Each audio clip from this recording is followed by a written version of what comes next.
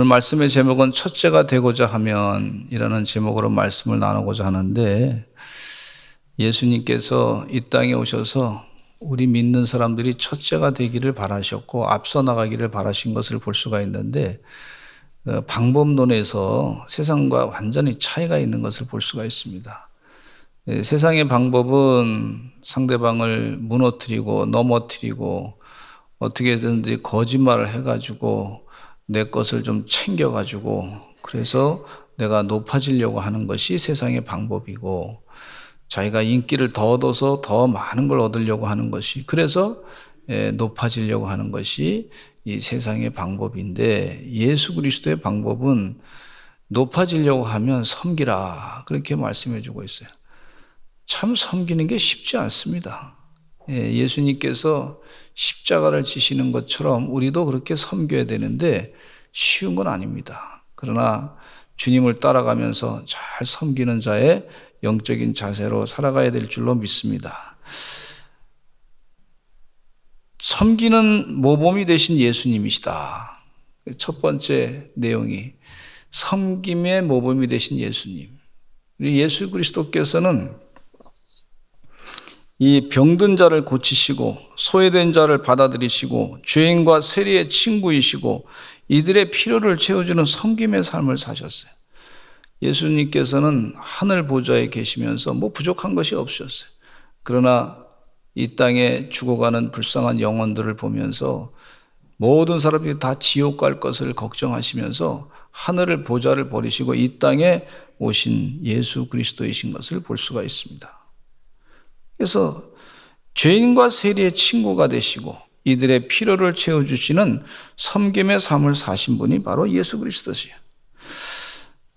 우리 마가복음 10장 37절에 보겠습니다. 예수님의 제자 가운데 세베대 아들과 요한은 하늘에서 가장 좋은 자리를 차지하기를 선생님에게 요청했어요. 같이 읽어보겠습니다. 시작.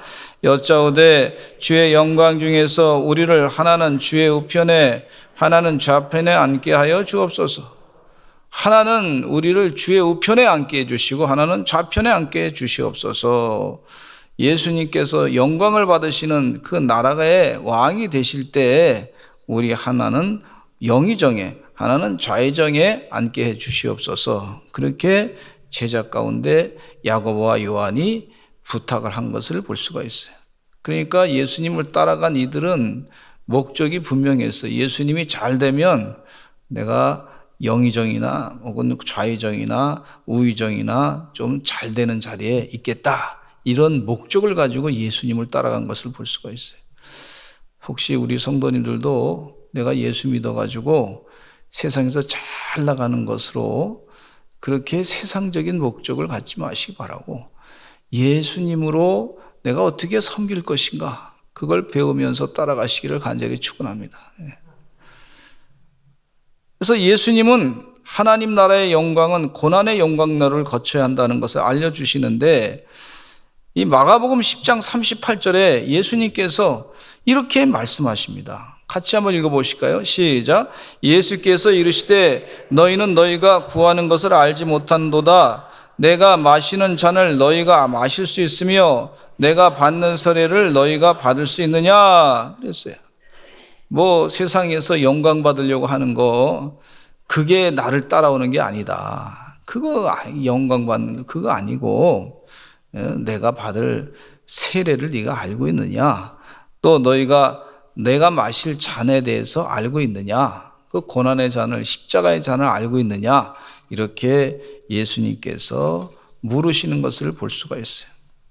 예수님과 그렇게 대화 나눌 때 다른 제자들이 또 와가지고 화가 나가지고 이렇게 제자들이 막 그냥 다툼을 벌이는 걸 볼 수가 있어요. 어떻게 네가 영의정이 되려고 그러느냐, 좌의정이 되려고 그러느냐, 우의정이 되려고 그러느냐, 너희들이 어떻게 야고보와 요한이 좋은 자리에 앉으려고 하느냐, 그러면서 막 화를 냈어요. 그랬더니 예수님께서 하신 말씀이 마가복음 10장 43절로 44절에 이런 말씀을 하고 계십니다. 시작. 너희 중에 누구든지 크고자 하는 자는 너희를 섬기는 자가 되고 너희 중에 누구든지 으뜸이 되고자 하는 자는 모든 사람의 종이 되어야 하리라. 으뜸이 되고자 하면 모든 사람의 종이 되어야 한다. 그런 말씀을 해주시고 있어요. 마태복음에서도 이 말씀을 예수님께서 말씀해 주고 있는데, 마태, 마가, 누가 복음은 공관복음인데 이 같은 예수님을 같이 봤다, 뭐 그런 말입니다. 공관이라고 하는 것이. 근데 마태복음에도 20장 26절로 27절 말씀에 이렇게 말씀해 주고 있어요. 같이 읽겠습니다. 시작. 너희 중에는 그렇지 않아야 하나니 너희 중에 누구든지 크고자 하는 자는 너희를 섬기는 자가 되고 너희 중에 누구든지 으뜸이 되고자 하는 자는 너희의 종이 되어야 하리라. 으뜸이 되고자 하는 자는 너희의 종이 되어야 하리라 그랬어요.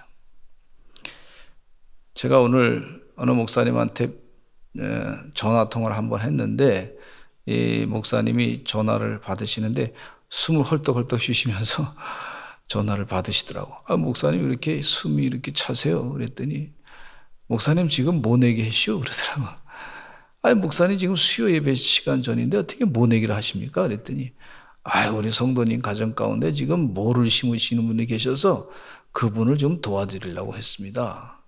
근데 이 목사님이요, 그 시골에 교회가 아주 상당히 든든하게 서가지고 말이죠. 그 시골에 성도들이 많이 모이더라고. 그러니까 그 성도들이 목사님이 참 열심히 뛰어가지고 그 큰 교회에 갔다가 거기 성도들이 생사는 것 갖다가 팔아주고 또 그러면서 아주 열심을 다해서 전도하시고, 우리 교회도 한번 그 목사님께서 알타리물을 목사님 좀 팔아주셔야 되겠습니다.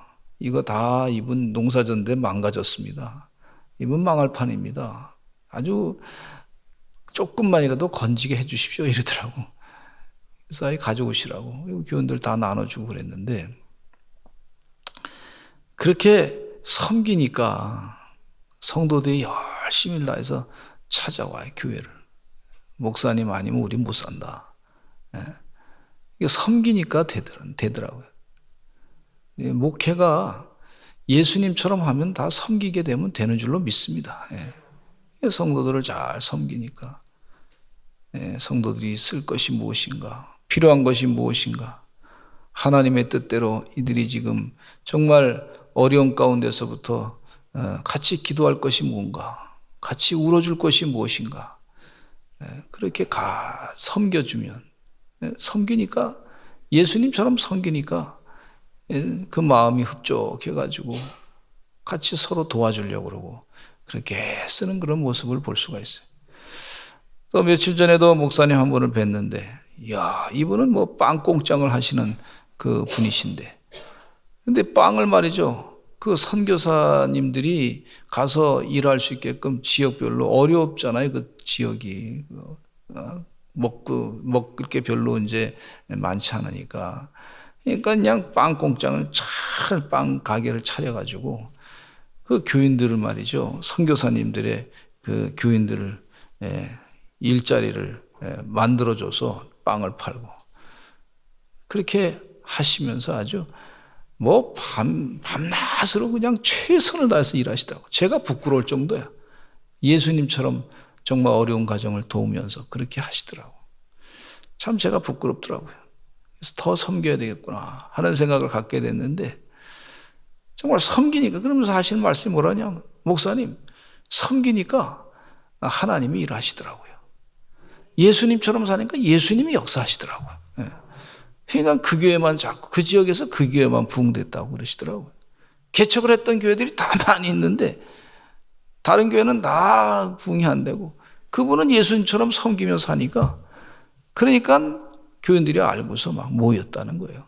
그리고 뭐 봉사하는 데 보니까 성도들이 열심을 다해서 뭐 빵을 만들어서 어려운 가정들을 돕고, 또 그렇게 애써서 김치도 만들어서 김치도 막 나눠주고, 그러니까 아주 기뻐가지고 말이죠, 성도들이 열심을 또 일을 다해서 애를 쓰는 그런 모습을 보면서 이게 천국의 삶이 그것이다 그렇게 얘기하시더라고요. 여러분, 우리 교회도 예수님처럼 섬기며 사는 하나님의 종들의 삶이 될 줄로 믿습니다. 우리 교회가 이렇게 되는 것은요, 예수님처럼 섬기는 사람들이 많이 있으니까 되는 거예요. 정말 보이지 않는 곳에서 정말 섬기는 사람들이 많이 있습니다. 좀 실수하는 경우도 있고 그래요. 그러나 하나님께서 그 근본 마음을 아시기 때문에 복을 내려주시더라고요. 할렐루야. 근데 예수님께서 나처럼 섬기라 그렇게 말씀해 주고 있어요. 한번 따라서 하실까요? 나처럼 섬기라. 예수님께서 모범이 되시고 나처럼 섬기라 그러시는데, 요한복음 13장 4절로 5절 말씀에 보면 예수님께서 섬김의 모범을 보이시는 것 가운데 제자들의 발을 씻기시는 것을 볼 수가 있어요. 같이 읽어보겠습니다. 시작. 저녁 잡수시던 자리에서 일어나 겉옷을 벗고 수건을 가져다가 허리에 두르시고 이에 대야에 물을 떠서 제자들의 발을 씻으시고 그 두르신 수건으로 닦기를 시작하여, 그러면서 하시는 말씀이 너희도 나를 본받아 섬기는 삶을 살라 그렇게 교훈하고 계세요. 같이 13절로부터 15절을 또 읽겠습니다. 예수님이 하신 말씀이에요. 제가 얘기하는 게 아니라 예수 그리스도께서 하신 말씀이에요. 읽겠습니다. 시작. 너희가 나를 선생이라 또는 주라 하니 너희 말이 옳도다. 내가 그러하다. 내가 주와 또는 선생이 되어 너희 발을 씻었으니 너희도 서로 발을 씻어주는 것이 옳으니라. 내가 너희에게 행한 것 같이 너희도 행하게 하려 하여 본을 보였노라. 예수님께서 본을 보였다 그랬어요. 무슨 얘기냐면 나를 따라서 나처럼 내가 본을 보였으니 이것처럼 이렇게 섬기라. 그렇게 예수님께서 가르쳐 주신 것을 볼 수가 있습니다. 여러분, 예수님이 본을 보이셨는데 그대로 그 본을 따라서 섬기시는 하나님의 종들로 살아가시기를 간절히 축원합니다. 마태복음 25장에서는 주님은 나그네를 영접하고 벗은 자를 입히고 줄인 자에게 먹을 것을 주고 목마른 자에게 마실 것을 주고 병든 자를 신방하며 옥에 갇힌 자를 신방하라고 가르치시는데, 이 진정한 섬김은 대가가 주어지는 권세 있고 부유하고 큰 자를 섬기는 것이 아니고 대가보다는 희생이 있어야 하는 지극히 작은 소자를 섬기는 것이다. 그렇게 말씀해 주고 있어요. 마태복음 25장 40절 읽겠습니다. 시작. 임금이 대답하여 이르시되 내가 진실로 너에게 이르노니 너희가 여기 내 형제 중에 지극히 작은 자 하나에게 한 것이 곧 내게 한 것이니라 하시고 그랬어요. 우리 교회도 섬기려고 애를 써서 지금 그 힘을 다해서 섬기고 있습니다. 근데 좀 부족한 것이 많이 있어요. 섬기다 보니까 좀 더 이것도 좀 더 했으면 좋겠고 저것도 더 했으면 좋겠는데, 어떤 때는 우리 여력이 지금 이 코로나 사태 때문에 말이죠, 좀 여력이 힘이 못 붙이더라고. 그래서 조금씩 이제 좀 다음에 또 좀 힘이 생기면 또 해야 되겠다 그렇게 생각하게 되는데, 하나님 은혜 가운데 예수님처럼 섬기자. 어떤 목사님은 교회의 모토를 예수님처럼 섬기다 죽자 그렇게 말씀하셨어요. 예수님처럼 섬기다 살자, 섬기다 가자, 그렇게 말씀하고 계세요. 근데 예수님의 섬김 가운데는요, 치유의 섬김이 있어요. 치유의 섬김. 이 세상이 지금 병들어 있는 세상입니다. 병든 세상. 따라서 하시죠. 병든 세상. 이게 병든 세상인데 어떤 병이냐면 이 영원히 죽을 병에 걸린 세상이에요. 영원히 죽을 병. 영원히 멸망당할 곳으로 갈 수밖에 없는 그런 병든 세상인 것을 볼 수가 있는데, 예수님께서 이 병든 세상에 하늘 보좌를 버리시고 이 땅에 오셔서 치유하시기 위해서 오신 분이 바로 예수 그리스도세요. 얼마나 감사한지 몰라요. 우리나라의 이 의료보험 제도가 참 잘 됐잖아요.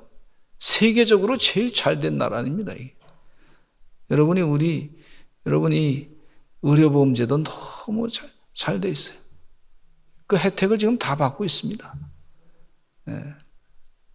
우리 교회 권사님께서 병원에 입원해 계셔서 그것도 암으로 입원해 계셨는데, 제가 저희 장인어른께서 장로님이신데 췌장암에 걸리셔서 한 20년 전에 이제 거의 돌아가셨는데, 그때는 그 의료보험 제도가 그렇게 이제 막 중간에 이제 뭐 발전하는 그런 단계가 있었는데, 췌장암에 걸려서 수술하고 났더니 말이죠, 아주 비용이 많이 들었어요. 그래서 경제적으로 한번 휘청했던 적이 있었어요. 힘들었다고 그런 얘기 하시더라고요.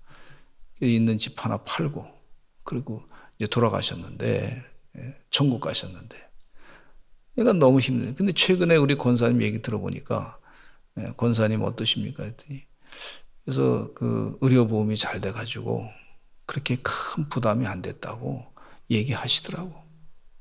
여러분이 조금씩 더 내는 의료보험료 조금 부담이 좀 될 수도 있겠지만, 그래도 남을 돕는다는 생각 가지고 그렇게 해야 될 줄로 믿습니다. 이 의료보험 제도의 시작은 기독교인이었던 장기료 박사님께서 부산에 6.25 전쟁 이후에 어려움을 겪고 있는 백성들을 보살피고 병들어 죽어가는 사람들을 살리기 위해서, 그렇게 병원에 올라가는 비용이 너무 많이 들잖아요. 돈이 없어 죽는 사람들이 많이 있으니까 그냥 보험증 하나 해가지고 조금만 내시오, 한 달에 조금씩. 근데 나중에는 그것도 안 내는 사람도 있었다 그러더라고요. 그냥 자기 월급 뭐 생활비 받는 거 그거 신경 안 쓰고 그냥 헌신적으로 하다가 결국 전국민 의료보험 제도로 이게 발전하게 된 것은 섬기기 위해서 생긴 것인 줄로 믿습니다. 할렐루야. 그래가지고 대한민국이요, 세계적으로 가장 좋은 의료보험 제도가 된 거예요. 미국은요, 선진국이라 그러는데 오히려 요즘에 미국에서 살던 사람이 한국으로 여기민 와. 여기가 살기가 편안하니까 여기민이라는 거, 그 지금 흔한 얘기가 돼버렸어요. 왜냐하면 거기는 의료비가 한국보다 말이죠, 10배 정도가 비쌉니다. 10배가. 놀라지도 않으시네. 10배가 비싸요. 10배. 놀라지도 않아. 세상에 얼마나 비싼지요. 의료보험이요, 거긴 보험이 있어도 한국보다 10배 정도 더 비싼 것 같아요. 없으면 더 심각한 문제예요. 지난번에 어떤 한국 사람이 그 미국에 여행 갔다가 떨어져가지고 다치게 됐는데, 그 사람을 치료하는데 뭐 100만 불이 들었다는 거, 10억이 넘게 들었다는 거 아닙니까? 그 비용을 어떻게 감당해? 감당할 수가 없으니까 막 그냥 힘들어하고, 한국 사람들이 막 헌금도 하고 그랬는데, 이게요, 섬김의 자세로 생긴 제도가 바로 의료보험 제도, 대한민국의 의료보험 제도예요. 하나님이 축복해 주신 제도인 줄로 믿습니다. 이런 제도가 어디 있어요? 그래서 어떻게든지 나는 병원에 들어가고 다른 사람이 더 아픈 사람은 가도록 그렇게 우리가 살아야 되겠다. 예수 믿는 사람들이. 그렇게 사시는 여러분 되시기를 간절히 축원합니다. 다른 사람이 더 가서 혜택을 받을 수 있도록 그렇게 기회를 자꾸 주는. 그리고 또 저도 보니까 아플 때 가서 보니까 얼마나 치료를 한국 의사들이 잘하는, 참 잘해요. 한국 사람들이 머리가 좋습니다. 세계 최고의 머리를 갖고 있는 사람들이에요. 할렐루야. 제가 한 번은 은행에 가서 제 은행 업무를 보고 있는데요, 그 은행의 직원이요, 얼마나 머리가 좋은지 말이에요. 뭐 하는 거 보니까 다다다다닥닥닥 하는, 나는 뭐 하나도 모르겠어. 그런데 뭐 일을 얼마나 이렇게 얘가 그냥 빠르기도 없이 빠르더라고 말. 그래서 보면서 나중에 누가 어떤 분이 그러더라고, 목사님, 그분들이요 거기 은행에 들어가려면요 몇백 대 일을 통과한 사람들입니다. 거기에 직장 취직하려고 그러면, 요즘에 젊은 사람들이 직장 취직하려면 몇백 대 일입니다. 그런 사람들 뽑습니다. 그래요? 깜짝 놀랐어요. 한국 사람들이. 제가 미국에서 있어 봤지만요, 좀 죄송스러운 얘기지만 그런 사람들 미국 가면요 다 매니저 할 수 있고 다 사장이 될 수 있겠더라고.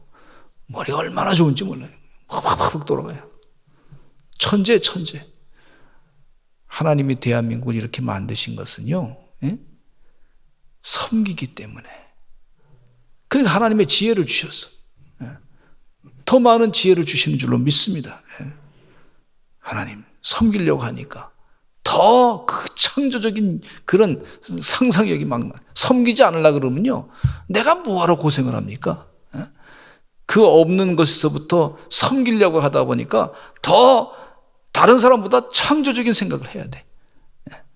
하나님 지혜 주시옵소서. 따라서 하나님 지혜 주시옵소서. 영역 주시옵소서. 아주 창조적인 생각으로 그냥 저도 늘 생각하기를, 하나님 요즘에 우리 지금 제가 장정개정위원회에 들어갔는데 보니까 요즘에 큰 이슈가 뭐냐면요, 응급 문제가 심각한 문제. 우리 원로 목사님들 응급을 부담을 해야 되는데 이 응급이 지금 한 7, 8년 있으면 고갈된다는 거예요. 그래서 제가 마음 가운데 그랬어요. 하나님 저를 축복하시면 1년에 100억씩 응급부에다 갖다 헌금하면 될 것 같습니다. 지혜 주시옵소서. 그거 벌 수 있는 능력 주시옵소서. 그렇게 기도가 되더라고. 여러분도 그렇게 기도하시길 바랍니다. 한 분씩 다 100억씩 벌어가지고 헌금하시기 바랍니다. 별로 아멘 안 하시네, 이상하게. 뺏길까봐 부담스러운가 봐요. 아멘. 하나님 그래서, 이게 보통 심각한 문제가 아니야. 이게 당장 법으로 해결할 문제가 아니다, 이런 생각이 들어요. 법으로만 해결된 문제가 아니고, 이거는 하나님이 지혜 주셔야 해결할 것이고, 하나님 방법으로 정말 헌신적으로 하는 사람들이 나타나야 일이 될 것 같다, 이런 생각을 갖게 되더라고요. 원로 목사님들 우리 교회를 위해서 얼마나 희생했습니까? 새벽을 깨어 기도하시고 성도들을 보살피면서 애썼는데, 이분들이 이제 은퇴하시고 나서서 수입이 그렇게 녹록지 않잖아요. 그분들을 보살펴야 되는 게 우리 교회의 책임이란 말이죠. 하나님 지혜 주시옵소서. 하나님은 지혜 주시옵소서. 하나님 섬기고자 할 때 하나님이 지혜를 주신단 말이죠. 예수님께서 이 땅에 오셔서 섬기려고 하니까 우리의 더러운 죄를 다 씻어줄기까지 섬기다 보니까 불쌍히 여기는 마음, 긍휼히 여기는 마음으로 하다 보니까 치유의 역사도 계속해서 일어나고 사람들을 살리는 놀라운 일을 하신 것을 볼 수가 있어요. 예수님은요, 영혼, 마음, 신체를 치유하셨어요. 예수님은 잃어버린 영혼을 찾기 위해서 오셨고요. 누가복음 19장에 보면 여리고에 세리장이요 부자인 삭개오라 이름하는 사람이 있었는데, 그가 여리고를 지나가는 예수님을 보고자 하지만 많은 사람들이 있어 키가 작아서 뽕나무 위에 올라갔습니다. 이때 예수님은 나무 위에 있는 그를 보시고 그를 부르시는데, 누가복음 19장 5절에 읽겠습니다. 시작. 예수께서 그곳에 이르사 쳐다보시고 이르시되 삭개오야 속히 내려오라, 내가 오늘 네 집에 유하여 하겠다 하시니, 그리고 그랬더니 삭개오가 예수님을 영접합니다. 내가 이 세리장이로서 유대인들에게 따돌림 받았는데 예수님께서 그를 부르니까 그 마음 가운데 치유함을 받았단 말이죠. 그래서 얼마나 기뻐요. 예수님께서 그 삭개오가 자기 집에 예수님을 초대하니까 예수님께서 그 집에 또 가셔가지고 또 삭개오가 결단하기를, 내 재산의 절반을 팔아서 가난한 사람들에게 주겠습니다. 또 그것뿐만 아니라 누구 것을 토색한 것이 있으면 내가 4배나 받겠습니다. 근데 가만히 보니까 이 삭개오가 이렇게 얘기하기 전에 벌써 이미 남의 것을 그렇게 토색한 사람 같지는 않아요. 그렇게 나쁜 짓을 많이 한 사람 같지는 않아. 그런데도 예수님 만나고 나서 혹시나 내가 죄진 것 있으면 그렇게 하겠다고 말씀하신 것을 볼 수가 있는데, 예수님께서 이렇게 선포합니다. 누가복음 19장 9절에 읽겠습니다. 시작. 예수께서 이르시되 누가복음 19장 9절 죄송해요. 시작. 예수께서 이르시되 오늘 구원이 이 집에 이르렀으니 이 사람도 아브라함의 자손이미로다. 하나님의 자손이다. 아브라함의 믿음의 조상의 믿음의 사람의 자손이다. 그렇게 예수님께서 선포를 해버렸어. 그러니까 다른 사람들이 예수님을 따르는 사람들이요, 야, 이 삭개오도 구원받았구나. 이거 우리가 따돌려서는 안 되겠다. 그렇게 생각한 걸 볼 수가 있습니다. 예수님께서는 내면적인 질병과 고뇌를 치유하시고 귀신 들렸던 사람을 고쳐주셨던 걸 볼 수가 있습니다. 거라사의 군대 귀신 들린 사람도 치유하시고 가버나움 회당에 더러운 귀신 들린 사람에게 명해서 귀신을 쫓아내신 예수님이세요. 또 예수님은 두로 지경에서 수로보니게 여인의 귀신 들린 딸로부터 귀신을 다 쫓아냅니다. 마가복음 7장 29절로 30절 읽겠습니다. 시작. 예수께서 이르시되 이 말을 하였으니 돌아가라, 귀신이 내 딸에게서 나갔느니라 하시매 여자가 집에 돌아가 본즉 아이가 침상에 누웠고 귀신이 나았더라 그랬어요. 그리고 예수님께서는 신체적인 질병을 치료하셨는데 마가복음 1장 42절에 읽겠습니다. 시작. 곧 나병이 그 사람에게서 떠나가고 깨끗하여 진지라. 죽었던 사람도 고치시고 살려주셨던 걸 볼 수가 있는데, 예수님은 또 12년 된 혈루병 여인을 고치시고 회당장 야이로의 12살 된 딸을 죽은 데서부터 살려내시는데 마가복음 5장 42절을 읽겠습니다. 시작. 소녀가 곧 일어나서 걸으니 나이가 12살이라 사람들이 곧 크게 놀라거늘 그랬어요. 얼마나 주님께서 섬기시느라고 애쓰셨는데 병자를 고치신 우리 주님이신 줄로 믿습니다. 그리고 예수님께서는요, 이렇게 마음 가운데 국률이 있으셨던 걸 볼 수가 있어요. 국률. 광야에서 5,000명과 4,000명을 먹이실 때에도 그들이 먹을 것이 없어서 힘들어할 때 그들이 불쌍히 여기시고 목 잡는 양 같은 사람들을 불쌍히 여기시고 여러 가지로 가르치셨다고 또 마가복음 6장에서 말씀하시고 계시는데 마가복음 8장 2절에 보겠습니다. 시작. 내가 무리를 불쌍히 여기노라. 그들이 나와 함께 있은지 이미 사흘이 지났으나 먹을 것이 없도다. 예수님 다 아시고 말이죠. 불쌍히 여기셨던 걸 볼 수가 있어요. 혹시 우리 마음 가운데 그 힘들어하는 사람을 보면서 불쌍히 여기는 마음이 없으면 내 영혼이 지금 상당히 이게 말라 있구나, 그렇게 생각하시기 바랍니다. 불쌍히 여기는 마음도 그 성령님이 주시는 마음인 줄로 믿습니다.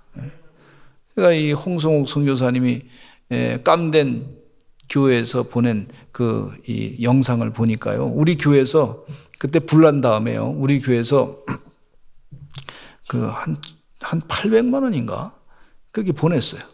집 짓는데 쓰시라고. 근데 전체 집을 짓는데 54가구가 살게끔 이렇게 불이 한 90가구인가 하여튼 불이 다 타버렸어. 불나가지고 근데 50몇 가구가 거기서 이제 살기로 결정을 하고 작정을 하고 거기에 들어가는 걸 했는데, 집을 졌는데 6억 얼마를 줬어, 집을. 우리 대한민국의 서울집 하나가 그 강북에 있는 서울집은 6억 정도, 빌라 하나 정도 되는 가격인데 54가구가 들어가게. 근데 평수는 8.7평으로 한 평에 그렇게 사는데 한 가구에 집을 아주 멋있게 잘 져놨어요. 크게 3층으로 져놨는데 원룸식으로 진 거죠. 8.7평. 근데 그들에게는 8.7평이라도 한 대여섯 명의 한 가족이 말이죠, 사는 데는 아주 그 지역에서는 괜찮은 집이 됐어요. 그거 사진 보냈는데 얼마나 마음이 좋은지 말이죠. 그걸 추진하면서 홍성욱 선교사님 마음에 너무 불쌍해가지고 도와달라고 막 그냥 그렇게 했더니 여기저기서 협조해가지고요 6억 4천 해서 집을 줘줬어. 그리고 또 편지 보냈는데 쌀을 나눠주는 한 100가정인가 이렇게 쌀을 조금씩 나눠줬는데 그 사진 다 찍었는데 볼 때마다 참 불쌍하다, 국리력 여기는 마음, 더 좀 좋아지고 싶다, 이런 마음이 자꾸 생겨요. 불쌍히 여기는 마음, 예수님의 마음을 가지시고 사시는 여러분 되시기를 간절히 축원합니다. 지금 당장은 다 못하더라도 늘 생각하고 있다가 선한 일을 힘쓰시는 우리 성도들 되시기를 간절히 축원합니다. 마태복음 5장 7절에 예수님께서 이런 마음을 가르쳐주고 있어요. 시작. 긍휼히 여기는 자는 복이 있나니 그들이 긍휼히 여김을 받을 것이요. 또 예수님께서는 눈물을 보이셨어요. 눈물을.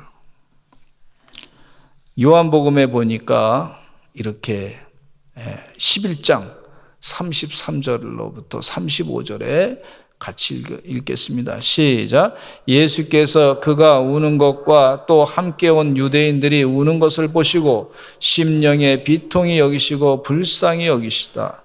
이르시되 그를 어디 두었느냐. 이르되 주여 와서 보옵소서 하니 예수께서 눈물을 흘리시더라. 나사로가 죽은 것을 보면서 가족과 친척들이 우는 것을 보시고 예수께서 비통히 여기시고 불쌍히 여기셔서 눈물을 흘리시는 예수님의 그 사랑의 모습을 볼 수가 있어요. 섬기는 자의 모습을 볼 수가 있습니다. 이 섬기지 않는 사람들은요, 울 필요가 없어요. 사람을 보면은 섬기는 사람인가, 섬김을 받기만 하려고 하는 사람인가, 섬기려고 하는 사람, 예수님이 그 안에 있는 사람이 돼야 될 줄로 믿습니다. 그래야 하나님 주님께서 말이죠, 먼 첫째가 돼가지고 하는 사람은, 그런 이 첫째가 되는 사람은 바로 그런 사람이 첫째가 되는 사람이다. 이 시대에, 이 말세 시대에 그런 삶을 살아라. 그게 해결책이다. 그리고 마지막으로 예수님께서는 생명을 주셨어요. 몸을 주시고 피를 흘리셨어요. 마가복음 10장 45절 읽겠습니다. 시작. 인자가 온 것은 섬김을 받으려 함이 아니라 도리어 섬기려 하고 자기 목숨을 많은 사람의 대성물로 주려 함이니라. 할렐루야. 제가 어린 시절에 저희 모교에 이분 집사님이라는 분이 계셔요. 이분 집사님은 남편이 대동아 전쟁 때 나가셔서 결혼한 지 한 2주 되셨는데 대동아 전쟁에 나가서 징용 가가지고 대동아 전쟁이 뭐냐면 일본 사람들이 그 미국하고 이제 전쟁을 한 거죠. 연합군하고 전쟁하는 게 대동아 태평양 전쟁이라고 볼 수 있는. 거기에 징용돼가지고 나가서 2주 만에 돌아가셨어요. 결혼한 지 얼마 안 되고 혼자 지내시면서 이와 고녀를 낳으셨는데, 근데 이분이 말이죠, 하시는 일이 뭐냐면 교회 와서 성경 말씀 읽으시고 외우시고, 사경에 가면 그분이 꼭 1등해. 얼마나 성경을 열심히 외우시는지. 그 천정에다가도 성경책 붙여놓고 외우시고. 이분은 주님하고 결혼하신 거야. 신랑이 예수님이셔. 신랑이 예수 그리스도시야. 나는 예수 그리스도의 신부야. 그러면서 두부장수, 지금도 생생하게 기억나요. 두부장수, 두부의 머리를 이시고 그걸 파시면서 두부 팔, 그거 남아가지고 그 남은 걸 가지고서요. 또 고아원에 가서 물건을 사가지고 고아원에 가서 또 고아들을 또 다 먹이네. 그 나중에 그분이 이제 천국 가셨는데, 혼자 사시다가 천국 가셨는데, 이 자녀도 없이 그냥 그렇게 해서 천국 가셨는데, 천국 가셨어요, 확실해. 제가 마음 가운데 분명하게 느껴지는 천국 가시군요. 그래서 그분이 읽으시던 성경책, 주석책이 있어요, 주석책. 제가 신학교 다닌다 그러니까 목사님이 그 주석책을 이렇게 주시더라고. 그거 보는데 말이죠, 얼마나 감동적인지. 거기에다가 그걸 그냥 책만 이렇게 둔 게 아니라 이 주석책에다가요, 어느 목사님이 언제 그 쓰신 말씀이 기억난다고 거기다 또 써놓으시고 그걸 또 외우시고, 그 주석책을 보니까 거기에 은혜 받은, 그 기도하면서 주님을 만났던 그런 체험, 거기다가 여백에다가 또 막 써놓으시고, 거기다가 또 종이 이렇게 그걸 또 해서 써놓으시고, 주님을 얼마나 사랑하셨는지, 예수님을 얼마나 사랑하셨는지 아주 구구절절히 거기 그 책에 다 나와 있더라고요.